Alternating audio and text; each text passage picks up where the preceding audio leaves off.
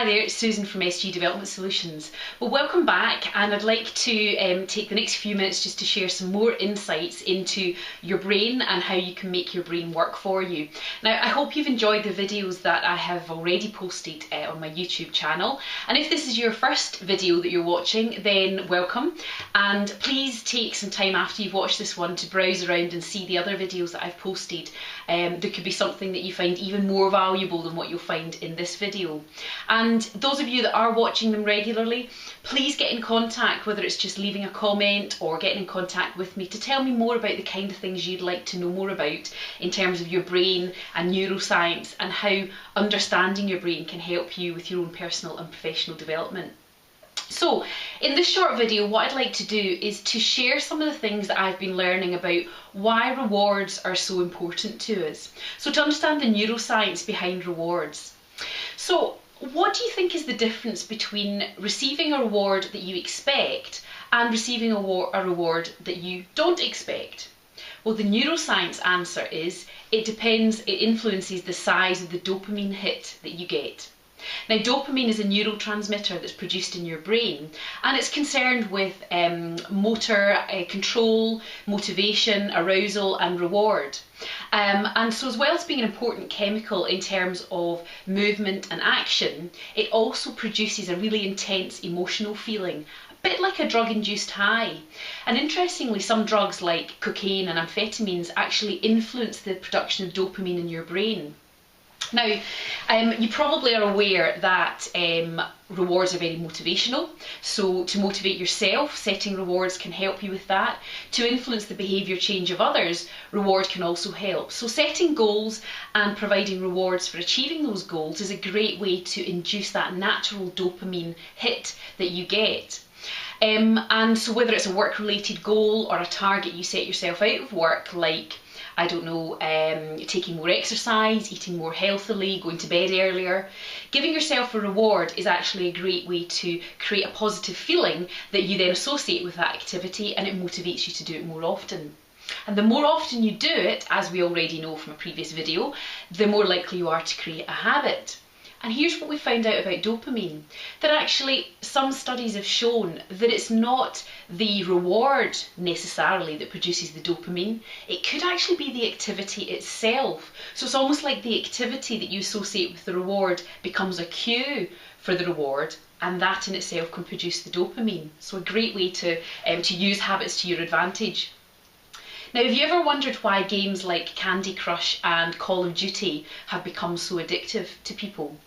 Well, it's probably because every time you play the game and you achieve a higher level than you did before, you get a dopamine hit. So actually playing it regularly gives you regular dopamine hits, and that's why games are so popular, not just for children but for adults too. So it actually stimulates that dopamine production. So just on that same idea about games and the sort of digital age that we live in, did you know there's more than 1 million apps available for you to download from the Apple Store? Now, many of those apps have some sort of game type element to them, so there's some sort of target or tracking of your progress. There's maybe some rewards that you get for achieving certain levels. There's a lot of game type element in the structure, and all of those contribute to your dopamine production. So it's not really surprising that more and more of us are becoming quite obsessed with our smartphones, our tablets, our iPads, because we've got a lot of these apps on there which give us the dopamine hit. And you know what, even when you post something on Facebook and then when you go back and look to see how many people have liked it or how many people have commented on it, that can give you a dopamine hit too. So our obsession could almost be a form of addiction to the dopamine hit that we get from these things. Now, here's something that's even more interesting. What studies have found is that we get the dopamine hit when we expect a reward, but do you know what? We actually get a bigger dopamine hit when we don't expect the reward. So let's say, for example, you complete a crossword in your local paper every week. If you knew there was a potential cash prize for sending your completed crossword in, then you would get a dopamine hit if you got a cheque through the post saying, yep, you were our lucky winner. But you know what? That dopamine hit and your feeling, your motivation and your feel good would be increased If you didn't know about the cash reward and you got that check through the post, that check would give you a much higher dopamine boost than if you had expected it in the first place. But in terms of rewards, useful to be aware of that, because you can surprise people with rewards and give them a really good old boost of dopamine. But be aware, if you promise somebody a reward and then don't deliver, the dopamine levels actually drop below the base rate. Yeah, which actually, or the base level I should say, which is actually makes them feel worse than if you'd never promised them a reward in the first place. So useful to know in terms of how you reward other people and how you reward yourself. So how can you use all of this? Well, I thought I would share 4 key insights that I've had, which are really helping me, as a way of kind of stimulating your thinking about how you can use this understanding of dopamine to your benefit. The first thing is I've now begun to understand better why my 40-plus-year-old husband is so obsessed with playing Call of Duty. I now know that it's because he makes progress every time he plays it, he gets better and better, gives him a dopamine hit. It helps me to understand my natural dopamine effect that I get when I get something like, for example, unsolicited positive feedback from a client. It makes me feel good. I now get where that feeling comes from. I've always been amazed how when I'm running a training course, people can get so excited by a little bit of competition and the possibility of winning a box of Cadbury's Celebrations. Yeah, now I know that reward is giving people the dopamine hit.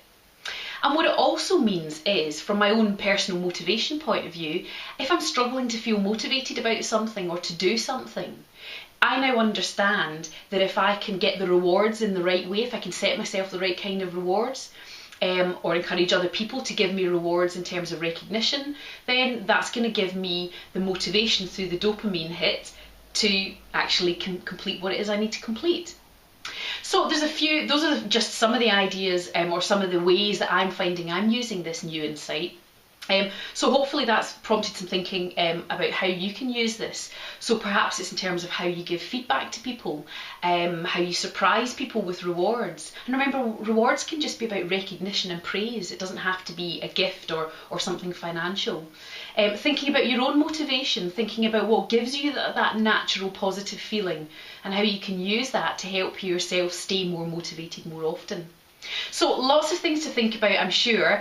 I'd love to hear more from you about how you're using this stuff. So, write a comment in the box below this video clip, drop me an email or a text, get in touch via Twitter or Facebook. You know all the ways to get in touch with me. It'd be great to hear more about how you're using this. And also, if you've got any questions, just give me a shout. So thanks very much for watching. Bye for now.